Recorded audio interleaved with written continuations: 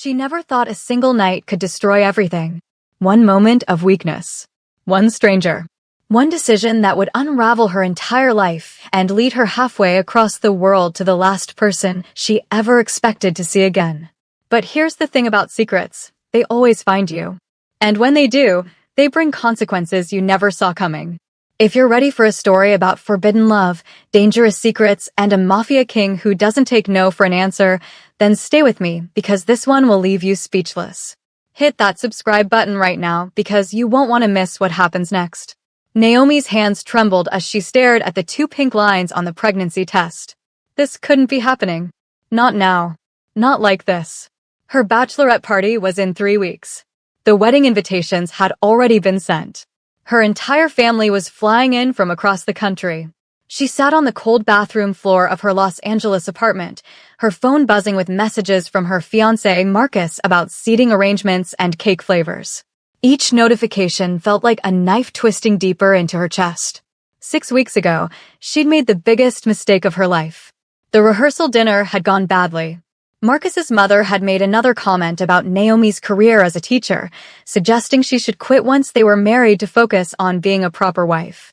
Marcus had said nothing. He never did. That night, drowning in champagne and frustration at an upscale bar in downtown LA, she'd met him. The stranger. Tall, devastatingly handsome, with sharp features and eyes so dark they seemed to see straight through her. His accent was subtle but unmistakable, Korean, polished by years of international business. "You look like someone trying to forget something," he'd said, sliding into the seat beside her. "What makes you think that?" she'd asked, not looking at him. "Because I am too." There was something magnetic about him. Dangerous. The way he carried himself, the expensive watch, the slight bulge under his jacket that suggested he wasn't just any businessman. But that night, Naomi hadn't cared about red flags. She'd cared about feeling alive for the first time in months. They'd talked for hours. He never gave his full name, just Jihyun. She never mentioned Marcus or the wedding. It was like existing in a bubble where consequences didn't exist. The chemistry between them had been undeniable. Electric. When his hand brushed hers reaching for his drink, the air shifted. When he leaned in close, his voice dropping low, her breath caught. "Come with me," he'd whispered. She should have said no. Should have gone home. Should have remembered the life waiting for her. Instead, she'd followed him to his hotel. The penthouse suite. Floor-to-ceiling windows overlooking the glittering city. And for one night, she'd let herself forget everything. His touch had been confident, commanding. The way he'd looked at her like she was the only thing in the world that mattered. His lips on her neck, her collarbone, traveling lower. The way he'd whispered in Korean, words she didn't understand but felt in her bones. When morning came, he was gone. No note. No number. Just the memory of the most intense night of her life and the faint smell of his cologne on the pillow. Now, 6 weeks later, she was pregnant with a stranger's baby. The next 2 weeks were a nightmare. She tried to hide it, tried to pretend everything was fine. But Marcus noticed she wasn't drinking at dinner. Noticed she looked pale. His mother insisted she see a doctor. The truth came out in the worst possible way. Marcus's family doctor, a family friend, casually mentioned during a pre-wedding checkup that she was pregnant. Marcus had been in the room. So had his mother. "Well, this is wonderful news," his mother had said, her voice tight. "A bit earlier than planned, but when exactly did this happen?" Marcus interrupted, his face pale. "We haven't. Not in almost 3 months." The silence that followed was deafening. Naomi tried to explain, tried to apologize. But Marcus's mother was already on her phone, calling Naomi's parents, calling the wedding planner, calling everyone who mattered in their social circle. Within 24 hours, the wedding was canceled. Marcus's family demanded she leave their son alone. And her own family, traditional, image-obsessed, deeply religious, made their position clear. "You've embarrassed us," her father said, his voice cold. "If you choose to keep this bastard child, you do it without our name and without our support." Her mother wouldn't even look at her. Just like that, Naomi lost everything. Her fiancé, her family, her reputation, her home, since she'd been living in Marcus's apartment. She found herself on her best friend Hannah's couch, sobbing into a bowl of ice cream, her entire life in 2 suitcases. Come to Seoul with me, Hannah said on the third day of Naomi's breakdown. I'm moving back next month for work.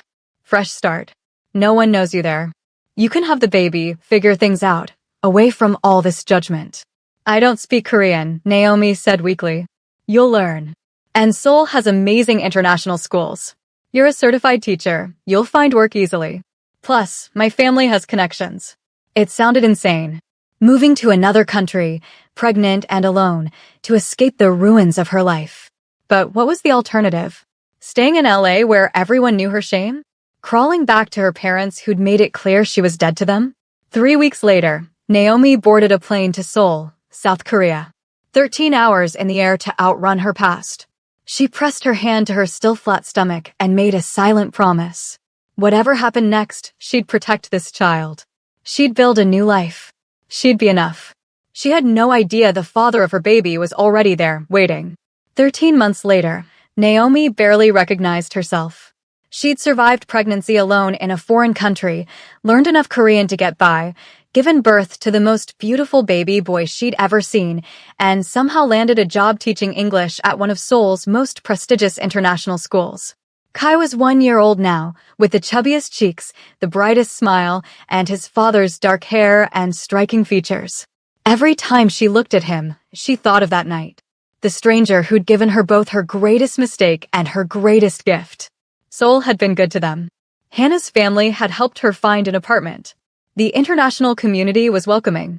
She'd even made friends with other expat teachers. Life wasn't perfect, but it was hers. The morning everything changed started like any other. Naomi dropped Kai off at daycare, grabbed her coffee, and headed to Hanseong International School where she taught kindergarten. Her classroom was bright and colorful, filled with the artwork and chaos of 5-year-olds. Good morning, everyone, she called as her students filed in. Most of her kids were from wealthy families, diplomats, corporate executives, old-money Korean families. But her favorite was Mina Kim, a quiet 5-year-old girl with sad eyes and beautiful manners. Mina rarely smiled and always sat alone during playtime. Good morning, Ms. Williams, Mina said softly, placing a drawing on Naomi's desk. It was a picture of a little girl holding hands with a woman who looked suspiciously like Naomi. This is beautiful, Mina, Naomi said warmly. Is this you and me? Mina nodded. You're nice. You don't yell. Naomi's heart broke a little. She'd tried to reach Mina's father for weeks, parent-teacher conferences, progress reports, but he never responded.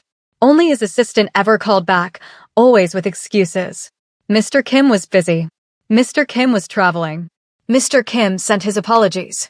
That afternoon, Naomi's principal stopped by her classroom. Ms. Williams, I need you to stay late today. We finally got Mr. Kim to agree to a parent conference. He'll be here at 6. Finally.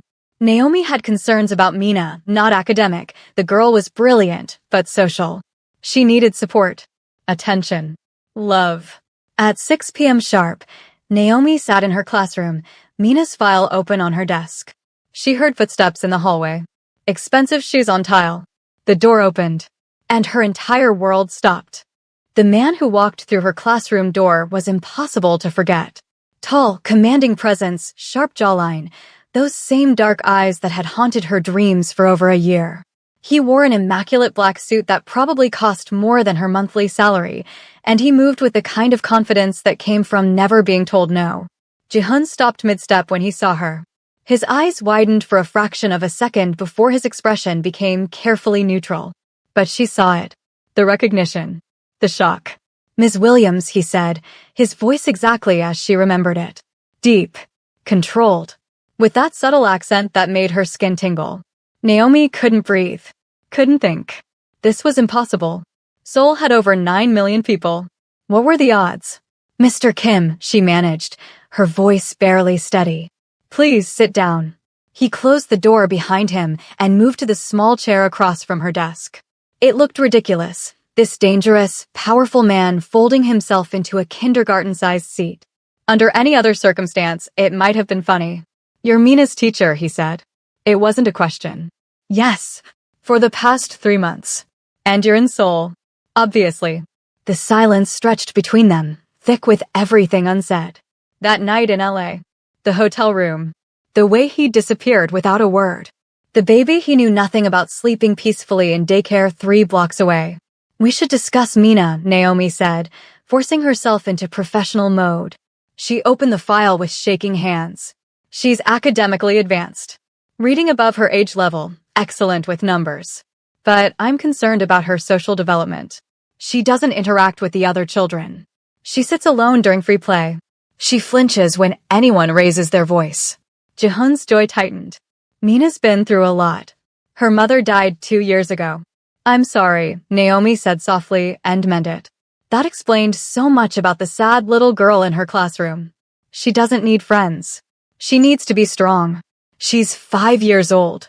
She needs to be a child. His eyes flashed with something annoyance. Respect? You don't understand my world, Ms. Williams. Then help me understand. Because right now, I have a student who draws pictures of being alone, who apologizes for everything, who looks like she's carrying the weight of the world on tiny shoulders. Jihoon stood abruptly, moving to the window. His broad shoulders were tense beneath the expensive fabric. Mina's world is complicated. Dangerous. The less she trusts people, the safer she is. That's a terrible way for a child to live. He turned to face her, and the intensity in his gaze made her breath catch. You have no idea what it takes to keep her safe. What I do. Who I am. You're right. I don't. Because you disappeared without a word 13 months ago. There it was. Out in the open. Jihoon moved closer, stopping just on the other side of her desk. I had business to handle. I couldn't stay. And you were wearing an engagement ring that night. Or did you forget? Naomi felt her cheeks burn. I didn't forget. So we both had our secrets. I'm not engaged anymore. Something shifted in his expression. Why? She shouldn't tell him. This conversation was already way beyond appropriate. But the words came out anyway. Because that night had consequences. Jihoon went very still. His eyes searched her face, and she watched as understanding dawned. His voice dropped dangerously low. What kind of consequences? Before Naomi could answer, her phone buzzed. A message from Kai's daycare. She glanced at it automatically, and Jihoon's eyes caught on her lock screen a photo of her holding Kai, his chubby 1-year-old face beaming at the camera. Jihoon moved so fast she barely saw it. He grabbed her phone from her hand, staring at the image. How old is he? His voice was deadly quiet. Mr. Kim, give me my phone. How old? 1 year. He just turned 1. Jihoon's hand tightened around the phone. She watched the calculation happen in his eyes. 1 year old. 13 months since that night. The timing was impossible to deny. He's mine. Not a question. A statement of absolute certainty. Naomi stood, reaching for her phone. You need to leave. Answer me. Is that my son? This is inappropriate. This is my workplace. You need to go. Jihoon set the phone down carefully, but didn't move away. You kept my son from me. I didn't know who you were.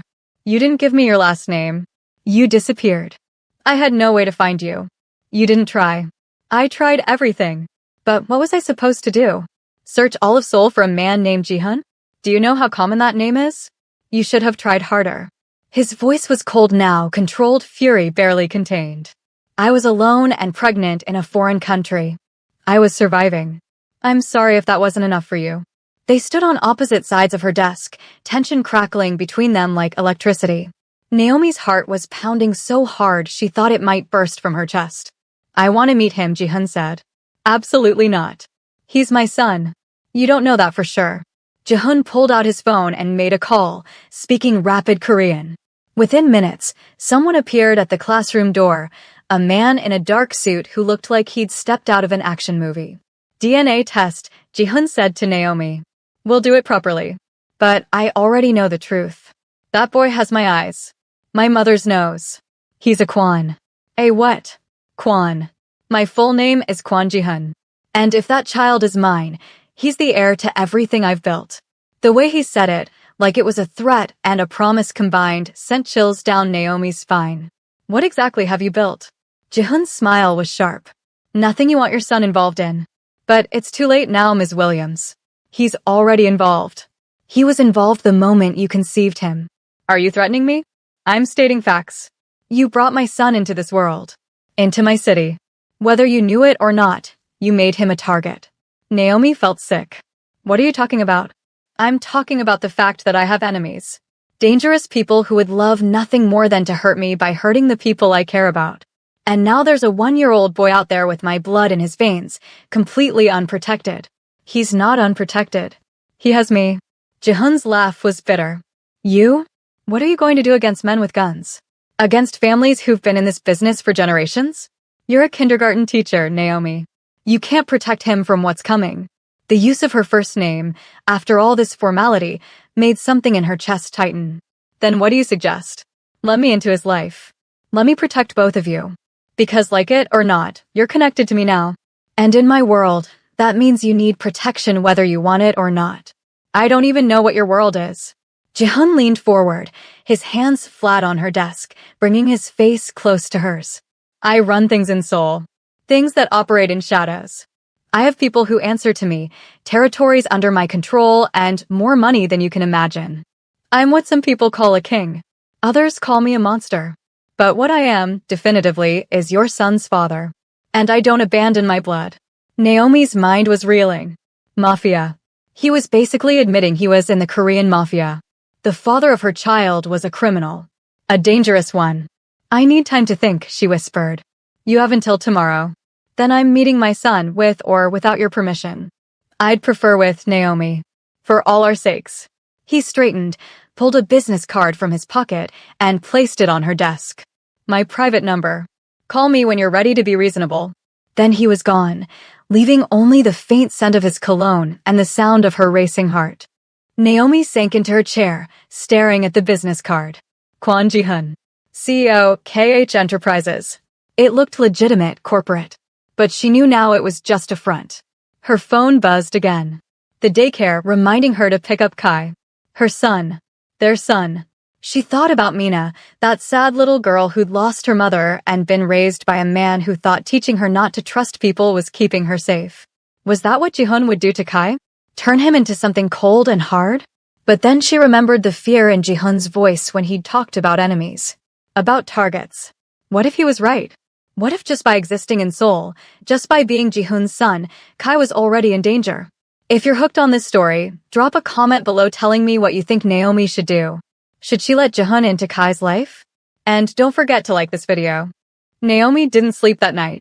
She lay in her small apartment, Kai sleeping peacefully in his crib beside her bed, while her mind ran through every possible scenario.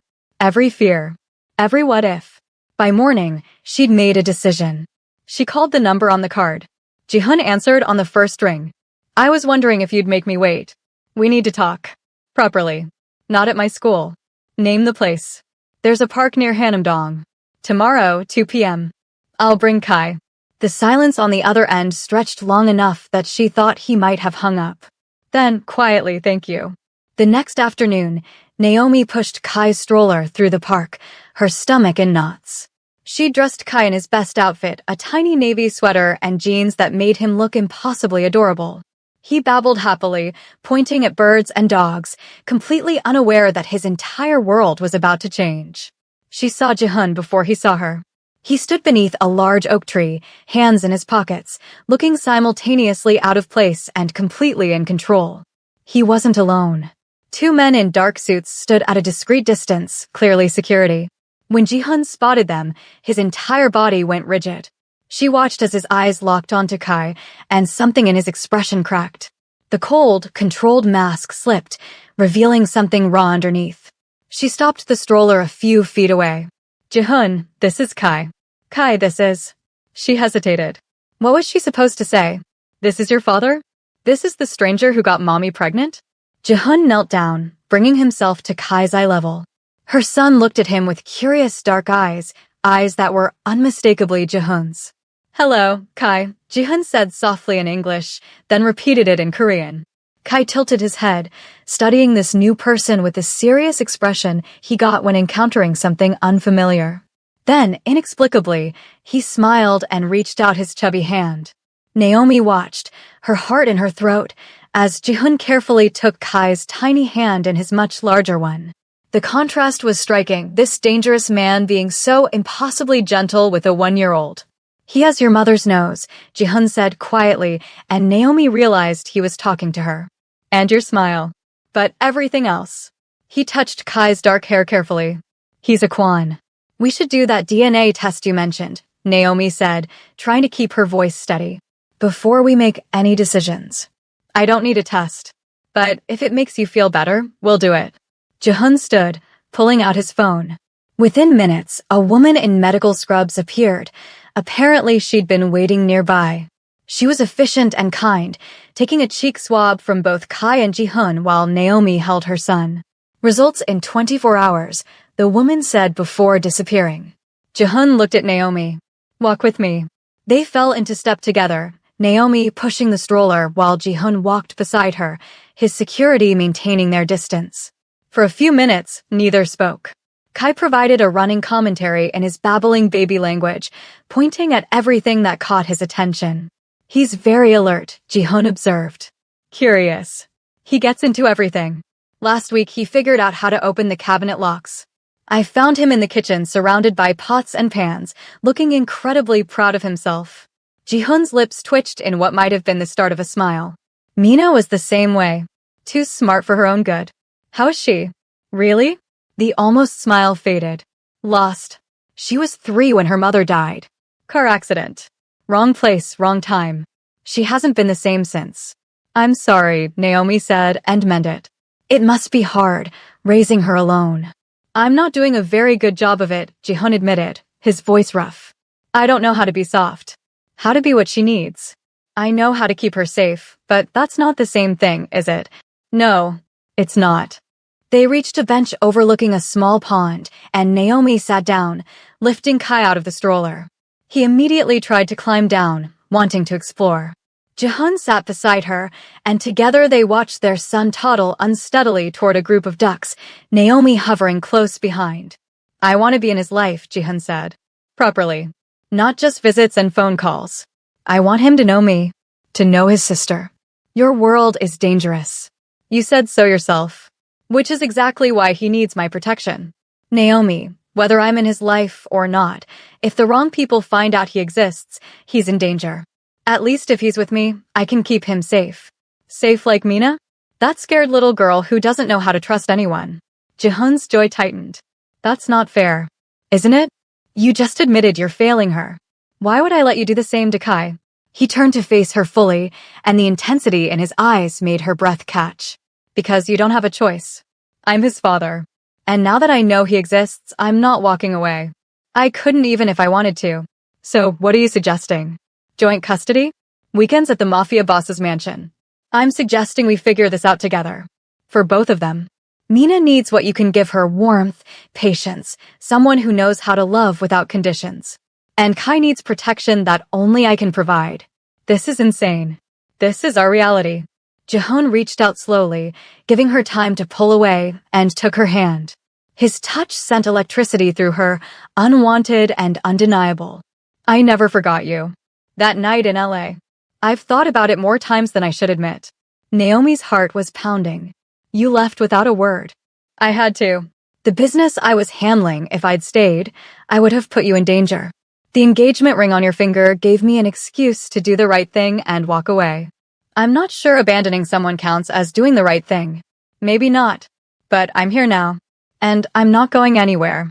Kai chose that moment to fall, landing on his bottom with a surprised expression. Before Naomi could move, Jihun was up, scooping their son into his arms with surprising ease. He murmured, "You're okay." Kai's lip trembled for a moment, then he grabbed Jihun's expensive tie and yanked hard, completely distracted from his fall. Jihun's expression was priceless, shock mixed with reluctant amusement as his tie came undone. He's strong, Jihun said, gently extricating his tie from Kai's grip. He gets that from you, Naomi said without thinking. Their eyes met, and the air between them shifted. That same chemistry from LA, the pull that had led to Kai in the first place, was still there. Stronger, maybe, complicated by everything between them now. Jihun's phone buzzed. He checked it, his expression darkening. I have to go. Business. Of course. He handed Kai back to her carefully, and their hands touched in the transfer.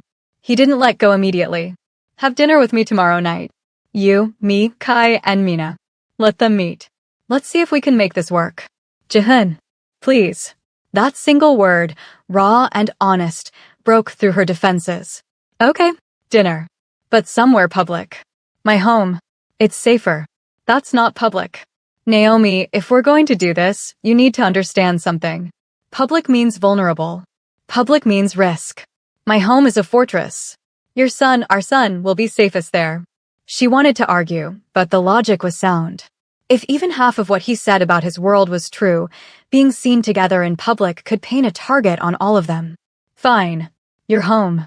But I'm telling my friend Hannah where I'll be. And if anything feels wrong, we're leaving. Fair enough. He pulled out his phone again. Give me your address. I'll send a car for you both. 6 p.m. We can take a cab. Naomi. His voice was firm but not unkind. One of the first things you need to learn is that when you're connected to me, nothing is as simple as taking a cab. There are protocols. Security measures. People who need to know where you are at all times to keep you safe. The reality of what she was agreeing to hit her. This wasn't just about letting Ji-hun be a father. This was about entering his world. A world of danger and violence and rules she didn't understand. This is a lot, she whispered. Ji-hun stepped closer, and she could smell his cologne, feel the heat radiating from him. I know. And I'm sorry. I wish I could give you a normal life. But I can't. This is who I am. What I am. The only thing I can promise is that I will protect you and our son with everything I have. No one will touch either of you while I'm breathing. Before she could respond, he leaned down and pressed a kiss to Kai's forehead. Then, so quickly she almost thought she imagined it, his lips brushed her temple. Tomorrow, he said. 6 p.m. Don't be late. Then he was walking away, his security falling into step around him, leaving Naomi standing in the park with their son in her arms and her entire world turned upside down. That night, as she put Kai to bed, her phone buzzed with a message from an unknown number. She opened it to find a photo of Mina, sitting at a piano, her small hands on the keys. The next message read, "She's been asking about the nice teacher. I told her she'd see you soon." She smiled for the first time in weeks. Thank you. Jay. Naomi stared at the message for a long time, then down at her sleeping son. What was she doing? Was she making the right choice? Or was she about to drag Kai into something they'd never escape? But then she thought about Mina's sad eyes and Ji-hun's raw honesty, and the way he looked at Kai like he was seeing a miracle. Maybe this was insane. But maybe, just maybe, it was exactly what all of them needed. The car that arrived at 5:45 the next evening was not what Naomi expected. She'd imagined something flashy, ostentatious. Instead, it was a sleek black SUV with tinted windows and a professional driver who introduced himself simply as Mr. Park. For the baby, Mr. Park said, gesturing to a top-of-the-line car seat already installed in the back. It was the exact model Naomi had looked at online but couldn't afford. The drive through Seoul took 30 minutes, weaving through streets until they reached an area Naomi had only seen in magazines. Hanamdong, where Korea's wealthiest lived. The SUV pulled up to a gate that looked like it belonged to a fortress. Security cameras everywhere. Armed guards who checked the vehicle thoroughly before waving them through. The house, no mansion, sat on what must have been an entire city block. Modern architecture, all glass and steel and clean lines, surrounded by manicured gardens and more security than Naomi had ever seen outside of movies. "This is where you live?" she asked Kai, who was babbling excitedly and pointing at everything. Mr. Park opened her door. "Mr. Kwan is waiting inside." The front entrance was intimidating, massive doors that opened into a foyer with ceilings so high they seemed to touch the sky. But what caught Naomi's attention was the little girl standing next to Ji-hun, holding his hand with a grip that suggested she never wanted to let go. Mina. The moment Mina saw Naomi, her serious little face transformed. "Ms. Williams." She let go of Ji-hun's hand and ran forward, then stopped abruptly, as if remembering she wasn't supposed to show excitement. Naomi knelt down, still holding Kai on her hip. "Hi, Mina. It's so good to see you outside of school. Daddy said you were coming for dinner. Is this your baby? This is Kai. He's 1 year old. Can you say hi?" Mina stepped closer, peering at Kai with intense curiosity. "Hi, Kai. I'm Mina. I'm 5, so I'm older than you." Kai reached out and grabbed Mina's finger, making her giggle, the first time Naomi had ever heard the sound from her student. Jihun watched the interaction with an expression Naomi couldn't quite read. When he finally looked at her, something warm flickered in his dark eyes. "You came. I said I would. Come. Dinner's almost ready." He led them through the house, and Naomi tried not to gape at the artwork on the walls, the expensive furniture, the sheer space of it all. They ended up in a more intimate dining room, still luxurious, but somehow cozy, with a table set for four and a high chair waiting beside one of the seats. "You have a high chair," Naomi said, surprised. "I had it delivered this morning. And toys. And everything else the internet said a 1-year-old needs." Jihun looked almost embarrassed. "I may have overordered." Despite everything, Naomi smiled. "May have?" Dinner was surprisingly normal. A woman introduced as Mrs. Choi, the housekeeper, brought out food, a mix of Korean dishes and American comfort food, clearly chosen with a non-Korean guest in mind. Mina sat next to Kai's high chair, carefully showing him her napkin and cup, taking her role as the older sibling very seriously. "Kai needs to learn proper table manners," Mina declared solemnly. "Daddy says manners are very important." "Daddy's right," Naomi said, catching Jihun's eye. He looked pleased, but tried to hide it. "Can I teach him Korean?" Mina asked. "He should know both languages." "That's what Daddy says about me." "Your English is perfect," Naomi observed. "Mommy was American," Mina said matter-of-factly. "She taught me before she died. Now I only speak Korean at home because Daddy says I need to remember where I come from." Jihun's expression tightened, and Naomi suddenly understood. He was keeping his daughter connected to her mother through language. It wasn't about control, it was about grief. After dinner, Mina took Kai to what she called the play area, a room filled with more toys than Naomi had ever seen in her life. They sat on the floor, Mina building block towers for Kai to knock down, both of them laughing.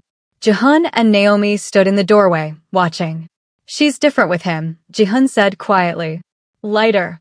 Children need other children. They need to play and laugh and just be kids. I've tried playdates. Other parents from her school. But Mina never connects with anyone. That's because she can feel the weight you carry," Naomi said gently.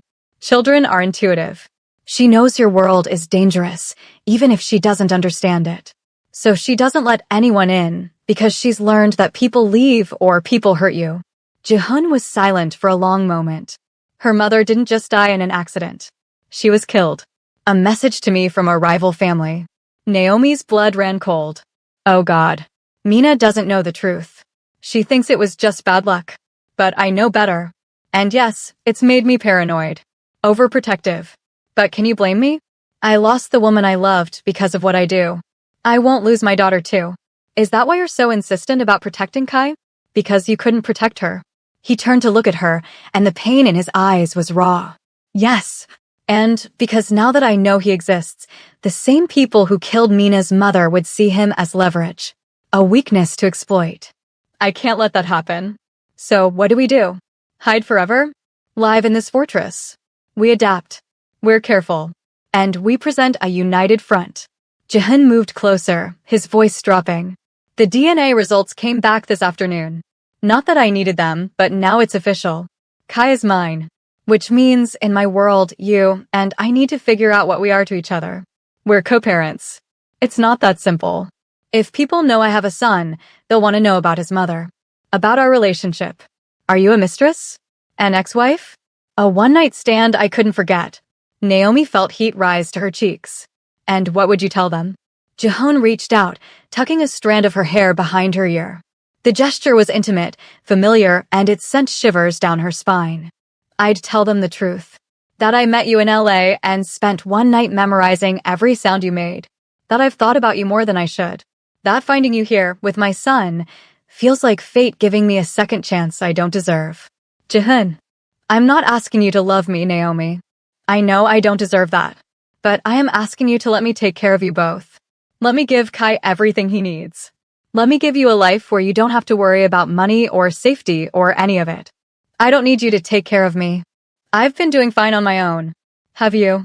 His voice was gentle but challenging.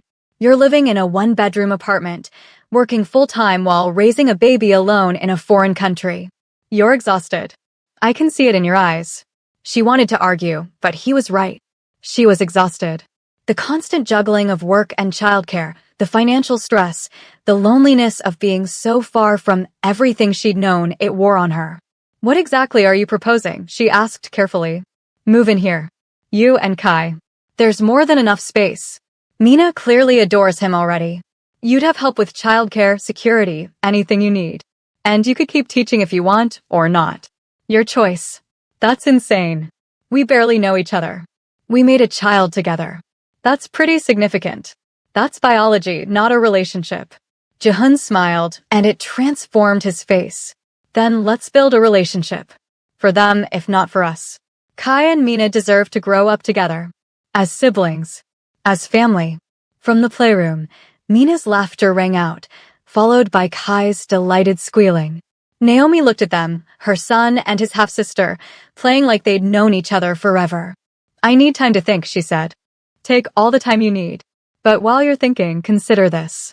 Jihun stepped even closer, close enough that she could feel the heat of him.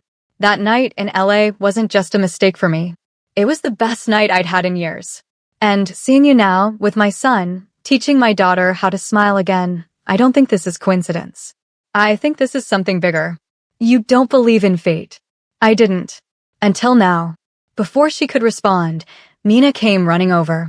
"Ms. Williams, can Kai stay here tonight? We can have a sleepover. I'll share my toys and everything." Naomi smiled despite the chaos in her head. "Not tonight, sweetie. Kai needs to sleep in his own bed." Mina's face fell. "When can I see him again?" Jihun knelt down to his daughter's level. "How about this weekend? If Ms. Williams agrees, maybe they can come back and spend the day with us."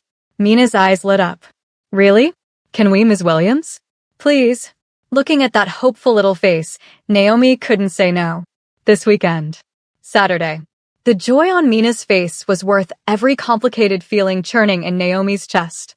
The drive home was quiet, Kai already asleep in his car seat. When they arrived at her modest apartment building, Mr. Park came around to help with the car seat, but Jihun had already gotten out of the front passenger seat. "You came too?" Naomi asked, surprised. "I wanted to make sure you got home safely." He carried the car seat and their sleeping son up the 3 flights of stairs to her apartment. When she unlocked the door, he followed her inside, his security waiting in the hallway. Her apartment suddenly felt impossibly small. 1 bedroom, a tiny kitchen, a living room barely big enough for a couch and Kai's playpen. Compared to Jihun's mansion, it was practically a closet. "It's not much," she said defensively. "It's home," Jihun said simply. He carefully transferred Kai to his crib, moving with surprising gentleness for such a dangerous man. He stood there for a moment, watching their son sleep, his expression unguarded in a way Naomi had never seen. When he finally turned back to her, they were standing in her tiny living room, close enough to touch. The air felt charged, heavy with everything unsaid. "Thank you," he said quietly. "For tonight. For letting me be part of his life. He deserves to know his father. And you? What do you deserve?" The question hung between them. Naomi didn't have an answer. A year ago, she thought she deserved a perfect wedding and a respectable life. Now she didn't know what she deserved. Maybe just peace. Maybe just happiness for her son. "I should go," Jihun said, but he didn't move. Neither did she. That night, she whispered. "In LA. I've thought about it too. More than I should." Something flashed in his eyes. Hunger. Want. The same intensity she remembered from that hotel room. "Naomi. But this is different now. We have children. Responsibilities. We can't just." He closed the distance between them, cupping her face in his hands. "Can't what? Feel something? Want something?" "Naomi, I've spent 13 months trying to forget you. It didn't work. And now you're here, in my city, with my son, looking at me like you're feeling the same thing I am. This is a bad idea," she breathed, even as she leaned into his touch. "Probably the worst." His thumb traced her bottom lip. "Tell me to leave." She should. She absolutely should. But instead, she whispered, "Stay. If you're invested in Naomi and Jihun's story, smash that like button and drop a comment telling me if you think they're moving too fast." The kiss was inevitable. His lips met hers with a hunger that had been building for 13 months, and Naomi melted into him. All the logic, all the reasons why this was complicated and messy and potentially dangerous, none of it mattered when his hands tangled in her hair and pulled her closer. She remembered this. The way he kissed like he was claiming her. The way his touch made her forget everything except the feeling of his body against hers. Her hands found his chest, feeling his heart pounding as hard as hers. Jihoon broke the kiss first, resting his forehead against hers, both of them breathing hard. We should stop. We should, she agreed, but neither of them moved. I don't want to rush you. This isn't just about us anymore. I know. She pulled back slightly, trying to clear her head. This is crazy. A week ago, I didn't even know you were in Seoul. Now you're kissing me in my apartment while our son sleeps in the next room. Our children, he corrected gently. Mina's part of this too. The reminder was sobering. This wasn't just about them or even about Kai. There was a 5-year-old girl who'd already lost her mother and desperately needed stability. You're right, Naomi said, putting more distance between them. We need to think about them. Be smart about this. Jihoon adjusted his tie, the same one Kai had nearly strangled him with earlier, and nodded. Smart. Right. He looked at her with those dark eyes that seemed to see right through her. But for the record, I want this. I want you. I wanted you in LA, and I want you now. Maybe even more because now I know what an incredible mother you are. How strong you are. Jihoon. But I'll wait. Because you're right. Our children come first. He moved toward the door, then paused. Saturday. I'll send a car at 10 a.m. Dress casually. I want to take all of you somewhere. Where? It's a surprise. Trust me? That was the question, wasn't it? Could she trust him? This man who lived in shadows and danger, who'd admitted his world had already cost him the woman he loved. But when she looked at him standing in her doorway, she saw something beyond the dangerous mafia king. She saw a father who'd looked at his son with wonder. A man who'd admitted his failures with his daughter. Someone trying to do better. Okay, she whispered. I'll trust you. The smile he gave her was devastating. Thank you. Sleep well, Naomi. After he left, she stood in her quiet apartment for a long time, her fingers touching her lips where his had been. What was she doing? What was she getting herself into? But deep down, she already knew. She was falling. Fast and hard and probably foolishly. Just like she had in LA. Saturday morning came with a mix of excitement and anxiety. Naomi dressed Kai in comfortable clothes and chose jeans and a simple blouse for herself. When the car arrived, a different vehicle this time, more casual, Mr. Park was driving again, but this time Jihoon sat in the back. Good morning, he said, and there was a warmth in his voice that made her stomach flip. Morning. Where's Mina? At home with Mrs. Choi. I thought maybe we could do this first. Just the 3 of us. Then pick her up after. Do what exactly? Jihoon's smile was mysterious. You'll see. The drive took them out of the city into the mountains surrounding Seoul. Naomi watched the scenery change from urban sprawl to dense forests and winding roads. After about an hour, they pulled up to what looked like a traditional Korean hanok, a beautiful house with curved tile roofing, surrounded by gardens. This is my retreat, Jihoon explained as he helped her out of the car, then carefully lifted Kai. When things get too complicated in the city, I come here. Very few people know about it. It's safe. Private. The house was stunning. Traditional on the outside, modern comfort on the inside. Large windows overlooked a stream and forest. The air smelled like pine and fresh water. It's beautiful, Naomi breathed. I wanted you to see it. To know that not everything in my life is dark and dangerous. That there are places where we could just be. As a family. There was that word again. Family. It should have scared her, but instead, it made something warm bloom in her chest. They spent the morning exploring. Jihoon showed her the gardens, the koi pond where Kai became fascinated with the fish.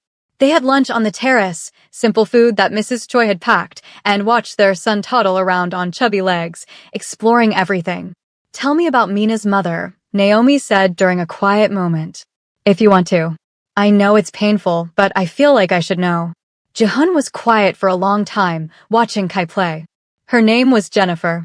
She was American, working in Seoul for a nonprofit.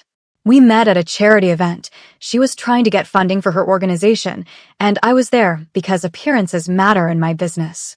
He smiled sadly. She called me out on my bullshit within 5 minutes of meeting me. Said she could tell I didn't care about charity, I just wanted the tax write-off. Was she right? Completely. But instead of being offended, I was intrigued. She was fearless. She saw who I was, what I was, and didn't care.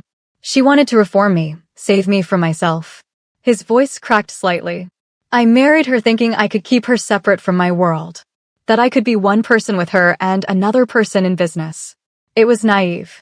What happened? She got pregnant with Mina. And that's when things got complicated. Some of my rivals saw her as a weakness. They were right. I loved her so much it made me vulnerable. I tried to protect her, but I was also stubborn. Arrogant. I refused to step back from certain deals, certain territories. I thought my reputation alone would keep her safe. He paused, his jaw tight. Mina was 3 when they came for Jennifer. Car bomb. It was meant to send a message that even my family wasn't untouchable. Jennifer died instantly. Mina was home with a nanny. She doesn't remember her mother's last mourning, which is probably a mercy. Naomi's heart broke for him, for Mina, for the woman who'd tried to love a dangerous man. I'm so sorry. I killed the people responsible. All of them. It didn't bring her back, but it sent a message of my own. Touch my family, and there's no place you can hide. He looked at her intently. That's why I'm so intense about protecting you and Kai. I won't make the same mistake twice. I won't lose anyone else. But Jihun, you can't control everything. You can't guarantee our safety 100%. No, but I can make the cost of hurting you so high that no one would dare try. He reached for her hand. I know this is a lot. I know asking you to be part of this life is asking you to accept danger you never signed up for. If you want to walk away, I'll understand. I'll still support Kai, still be his father, but from a distance. I won't force you into my world. Naomi looked at their joined hands, then at Kai, who'd found a stick and was waving it around like a sword. A month ago, if someone had told me I'd be sitting in a mountain retreat with a Korean mafia boss, discussing whether to move into his mansion with our secret love child, I would have thought they were insane. And now? Now I think maybe I'm the one who's insane. Because I'm actually considering it. She met his eyes. But I need honesty. Complete honesty. No more secrets. If we're going to do this, build something real, I need to know what I'm walking into. Ask me anything. Have you killed people? Yes. His bluntness was jarring, but she appreciated it. Recently? Not in the past 3 years. After Jennifer died, I restructured my operations. Less violence, more legitimate business. I still have enemies, and I still have to make hard choices sometimes, but I'm not the same man I was when I met her. Why the change? Because Mina was watching, growing up. And I realized that if I kept going the way I was, I'd either end up dead or in prison, and she'd be alone. So I've been slowly shifting everything. In 5 years, maybe 10, the Kwan family businesses will be mostly clean. But getting there requires navigating existing relationships, old alliances. It's complicated. Naomi processed this. What about enemies? Active threats. Always. That's the reality. But nothing immediate. Nothing specific to you or Kai. Yet, once people know about you, that changes. So staying hidden isn't really an option, not long term. Eventually, someone will connect the dots. Better to control the narrative than have it discovered. And what would that narrative be? Jihun squeezed her hand. That depends on you. What do you want us to be? It was the million-dollar question. What did she want? A week ago, she wanted stability and simplicity. Now, she wanted this complicated, dangerous man who looked at their son like he was the sun and moon, who kissed her like she was precious, who was honest about his darkness instead of hiding it. I don't know yet, she admitted, but I want to find out. Slowly, carefully. I can do slow and careful. Can you? Because that kiss in my apartment didn't feel very careful. His smile was wicked. That was me being careful. If I wasn't being careful, I would have. Don't, she interrupted, feeling heat rise to her cheeks. Don't finish that sentence with our son 10 feet away. Jihun laughed, a real, genuine laugh that transformed his entire face. Kai looked up at the sound, grinning, and toddled over. Jihun scooped him up, tossing him gently in the air. Kai shrieked with delight. Watching them together, Naomi felt something settle in her chest. This was right. Complicated and scary and potentially dangerous, but right. Okay, she said. Okay, what? We'll move in. Trial basis. 1 month. If it's not working, if Kai seems unhappy or I can't handle it, we reassess. Jihun stopped mid-toss, Kai hanging in the air. You're serious? 1 month. And we take things slow. No rushing into anything beyond co-parenting. Define slow. We get to know each other. Build trust. Figure out if what we're feeling is real or just chemistry and circumstances. Jihun brought Kai down, holding him against his chest with one arm, and used his free hand to cup Naomi's face. It's real. But I'll prove it to you. However long it takes. Then he kissed her again, soft and sweet, with their son between them. It felt like a promise. Like the beginning of something that could either be wonderful or disastrous. Probably both. They picked up Mina on the way back to Seoul. The little girl's face lit up when she saw them, and her excitement about Kai coming to live with them was contagious. We can play every day, she exclaimed. And I can teach him Korean and how to use chopsticks and everything. That night, back in her apartment, Naomi started packing. It felt surreal, boxing up her modest life to move into a mansion with a man she barely knew but couldn't stop thinking about. Her phone buzzed. A message from Jihun. Thank you for taking a chance on us. I won't let you regret it. She hoped he was right. She really, really hoped he was right. Are you team Naomi and Jihun? Drop a comment and let me know if you think she's making the right choice moving in with him. Moving day came faster than Naomi expected. Jihun had offered to have his people pack everything, but she'd insisted on doing it herself. It felt important somehow to be the one choosing what came with her into this new life. Hannah showed up with coffee and judgment. You're seriously doing this? Moving in with a man you've known for 2 weeks? I've known him for over a year, Naomi corrected, taping up a box of Kai's toys. You had a one-night stand with him over a year ago. That's not the same as knowing him. He's Kai's father. And before you say it, yes, I know this is fast and possibly crazy. But Hannah, you should see them together. Kai lights up around him. And Mina, this sad little girl who barely smiles, she's different with Kai around. They need each other. And what about you? What do you need? Naomi sat back on her heels, considering. I need to know if this could be something real. If what I felt that night in LA wasn't just a moment, but the beginning of something bigger. I can't figure that out from a distance. Hannah sighed. Just promise me you'll be careful. And that you'll call me if anything feels wrong.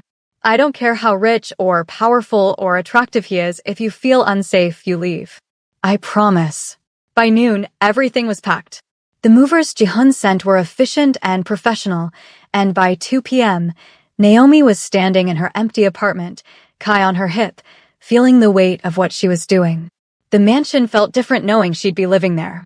Mrs. Choi greeted her warmly and showed her to her room, a suite, really, with a bedroom for her, an attached nursery for Kai, a private bathroom, and a sitting area with a view of the gardens. It was larger than her entire LA apartment had been. Mr. Kwan wanted you to be comfortable, Mrs. Choi explained. If you need anything changed, just let me know. It's perfect, Naomi said, overwhelmed. Thank you. Mina appeared in the doorway, bouncing with excitement. You're here. You're really here. Can Kai play now? Please. Naomi smiled. Let me get him settled first, okay?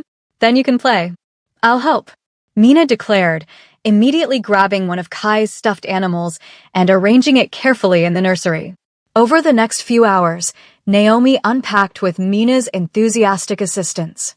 The little girl chatted constantly, telling stories about the house, about her room down the hall, about the garden where they could play. It was the most Naomi had ever heard her speak. Jihun arrived home at 6. Apparently he'd taken the afternoon off, which Mrs. Choi said was unheard of. He found them in the playroom, Mina and Kai surrounded by blocks, Naomi sitting on the floor with them. This is what I want to come home to every day, he said from the doorway, his voice soft. Naomi looked up, her heart doing that annoying flutter thing it did whenever she saw him. Good day. Better now. He loosened his tie and joined them on the floor, somehow making a $10,000 suit work while sitting cross-legged with children's toys. How was the move? Surprisingly easy. Your people are very efficient. They're paid to be. He watched as Kai knocked over the tower Mina had just built, both children dissolving into giggles. I was thinking tomorrow is Sunday. Maybe we could do something as a family? Take the children somewhere fun. Like where? There's a children's museum in Gangnam. Very safe, Very controlled environment. We could rent it out for a few hours, let them explore without crowds. Naomi raised an eyebrow. Rent out an entire museum? I told you security matters. Public places are complicated. Right. Because she glanced at Mina and changed what she was going to say. Because you're important. Ji-hoon's lips twitched. Exactly. Because I'm important. That evening, after the children were both asleep, Mina in her room, Kai in his new nursery, Naomi found herself alone with Ji-hoon in the living room. He'd poured them both wine, and they sat on opposite ends of an enormous couch, a careful distance between them. Thank you, he said, for being here, for giving this a chance. Thank you for not making it weird, she replied. I was worried it would feel awkward, but it doesn't. It almost feels normal. Almost? She gestured around at the opulent room. Well, normal people don't live in mansions with full-time housekeepers and armed security. Fair point. He took a sip of wine. Tell me something about you. Something I don't know. Like what? Anything. Your childhood. Your dreams. What you wanted to be when you grew up. Naomi considered. I wanted to be a writer. Fiction, specifically.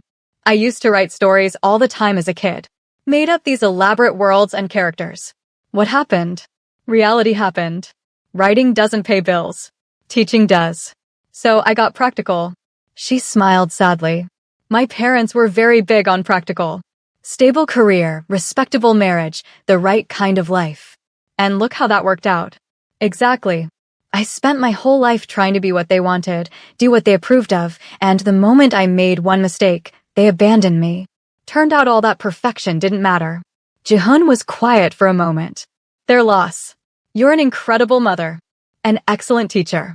And from what Mina tells me, you make the best chocolate chip cookies she's ever had. Naomi laughed. I made cookies one time for a class party. She's mentioned it at least 20 times. She's never had homemade cookies before. Jennifer wasn't much of a baker, and Mrs. Choi is more traditional Korean cuisine. He set down his wine glass. I want you to know I'm not trying to replace Jennifer. For Mina or for myself. What Jennifer and I had was complicated. I loved her, but we were also very different people who wanted different things. With you, it feels different. Naomi supplied. Yes. Like maybe we could actually work. Like maybe fate put you in my path for a reason.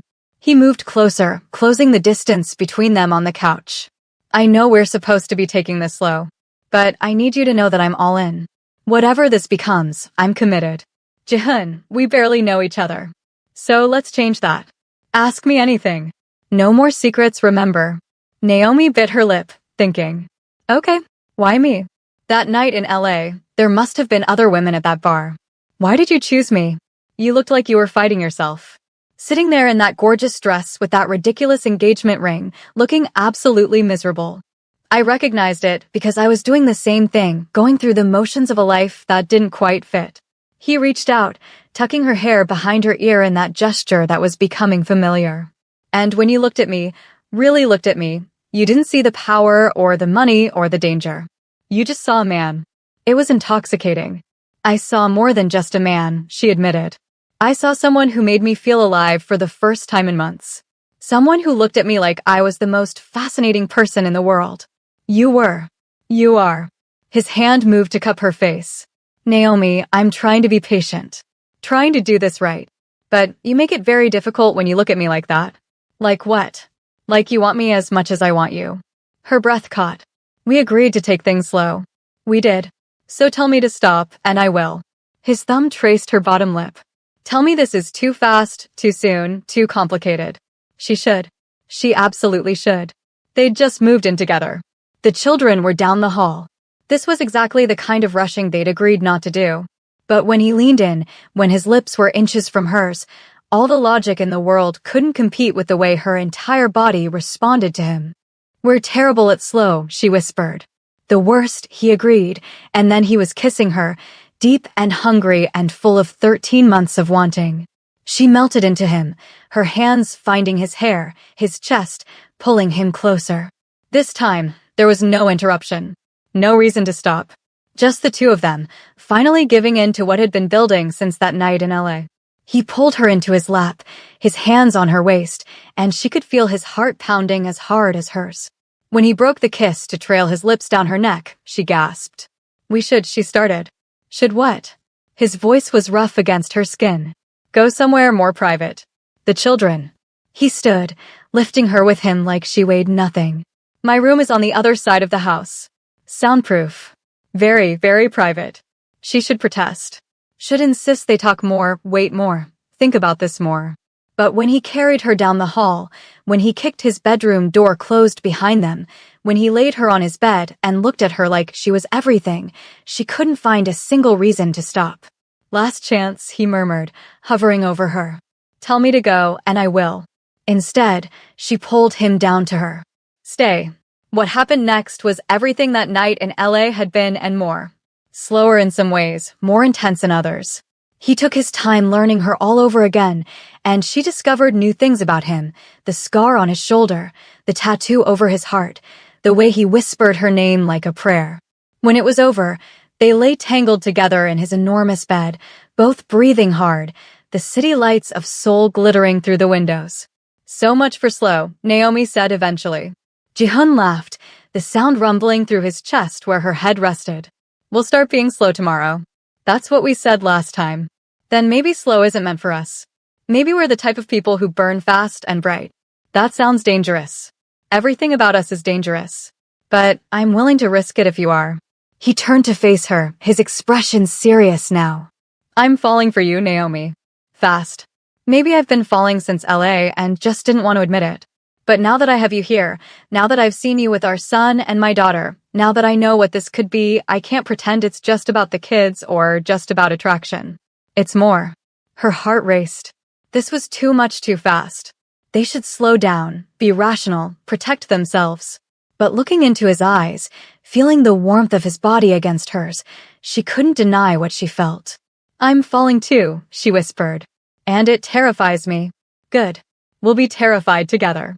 He kissed her forehead. Stay here tonight. Sleep next to me. Let me wake up with you in my arms. What about Kai? He might wake up. The baby monitor is already connected to my phone. If he makes a sound, I'll hear it.